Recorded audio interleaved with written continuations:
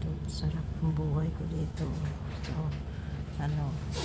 walang sariling higaan. Nakahiga sa lapag.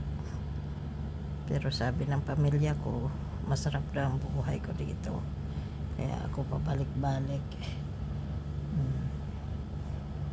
Yun ang pagkaalam nila. Pero tinitiis ko lang dahil nga para sa kanila, para sa kinabukasan nila. Pero ano nga ba mapapala natin? Wala din naman.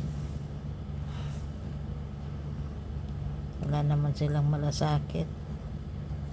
Puro sarili lang nila iniisip nila.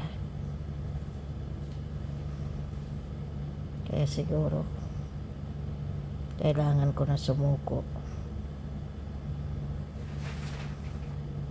Huwag nang ipilit kung hindi pwede. Ganun talaga siguro ang buhay. Minsan may mga pangarap kong hindi natutupad. Minsan nabibigo. Hindi lahat na gusto ay nangyayari.